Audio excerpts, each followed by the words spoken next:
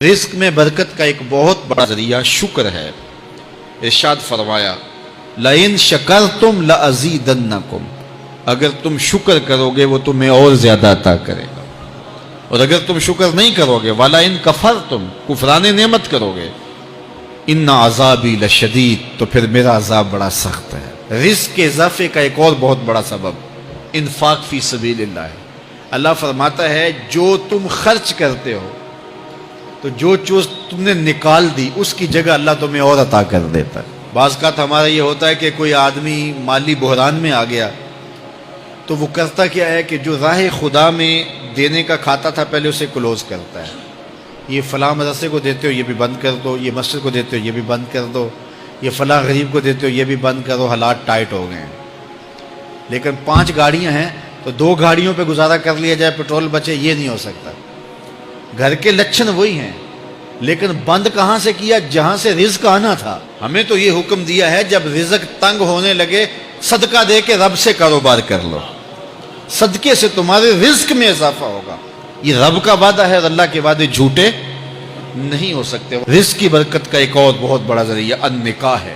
فرمایا اگر تم نکاح کرو گے، تم فقیر ہو وہ تمہیں غنی کر دے گا۔ لوگ کہتے ہیں بچہ پیروں پہ کھڑا ہو لے تو پھر نکاح کریں گے، اللہ کہتا ہے تم نکاح کرو ہم پیروں پہ کھڑا کر دیں گے۔ ہمارا فلسفہ اپنا ہے، اس کا حکم اپنا ہے۔ وہ کہتا ہے ابھی تو یہ اپنے لیے نہیں کماتا تو جو آئے گی اس کو کہاں سے کھلائے گا؟ میاں جس نے آنا ہے اس نے اپنا رزق لے کے آنا ہے۔ تو بچوں کی شادیاں کرو، اگر وہ جوان ہو گئے رزق نصیب ہوگا۔ اپنے اہل خانہ کو نماز کے حکم دینے سے رزق بڑھتا ہے، کیونکہ جو صبح کا وقت ہوتا ہے یہ رزق کے بٹنے کا وقت ہوتا ہے، اور جس گھر میں صبح کے وقت لوگ سوئے ہوئے ہوتے ہیں وہاں بے برکتیاں ہوتی ہیں۔ تو طلوع فجر سے لے کر کے طلوع آفتاب تک اپنی اولاد کو، بیوی کو، بچوں کو نہ سونے دیں۔ اس وقت رزق بٹنے کے لمحے ہوتے ہیں۔ کثیر دعائیں مانگیں، تلاوت کلام مجید پڑھیں، اور نماز فجر مرد حضرات مسجدوں میں جا کے باجماعت ادا کریں، اور گھروں میں جو ہے وہ بیٹیاں بہنیں مصلے بچھا لیں تو اللہ کی رحمتوں کا نزول ہوگا۔ اب ایک حدیث میں رزق کے اضافے کا ایک اور نسخہ ارشاد کیا گیا۔ میرے حضور نے فرمایا جو شخص یہ چاہتا ہے کہ اس کے رزق میں برکتیں ہو اور اس کی عمر میں اضافہ ہو تو وہ اپنے رشتہ داروں کے ساتھ سلوک اچھا کرے۔ رشتہ داروں کے ساتھ اگر اچھا سلوک کرو گے تو پھر تمہارے رزق میں برکت ہو۔ غریب ہیں تو ان کی مدد کرو، ان کی بیٹیوں کی شادیاں اپنے ذمے لے لو اگر اللہ نے آپ کو وسعت دی ہے، ان کی پریشانیاں بانٹ لو، ان کا قرضہ ہے تو اتارنے کی کوشش کرو، ان کو مشکلات سے نکالنے کی کوشش کرو۔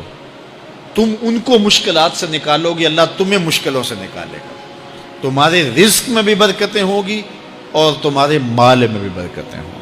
فرمایا بہتر صدقہ وہ ہے جو ناراض غریب رشتہ دار کو دیا جائے۔ اگر وہ پھنس گیا ہے، مجبور ہے، ناراض ہے، تو اس کو اگر دیں گے تمہارا نفس اس میں شامل نہیں ہوگا، تو یہ افضل صدقہ ہے جو ہر صورت میں قبول ہی قبول ہے۔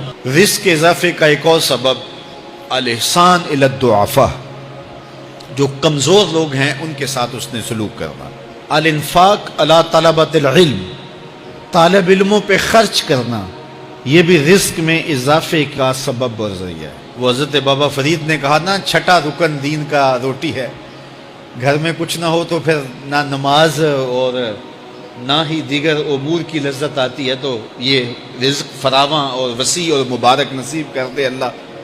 تو اس کے لیے ایک اور وظیفہ میں دیتا ہوں، اور وہ یہ کہ مغرب کے بعد 21 مرتبہ سورۃ الکوثر پڑھ لیں، کثرت ہو جائے گی انشاءاللہ۔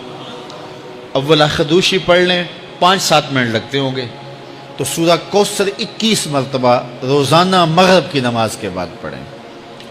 اور اگر بہت زیادہ مسائل ہیں تو ہر نماز کے بعد پڑھ لیں، تو انشاءاللہ آپ دیکھیں گے کہ گھر میں برکتیں اترتی محسوس ہوں گی، انوار کا نزول ہوتے محسوس کریں گے۔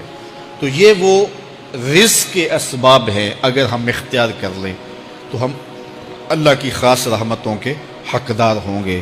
اللہ ہم سب کو رزق حلال، رزق وسیع، رزق سہل، رزق مبارک، رزق فراواں نصیب فرمائے۔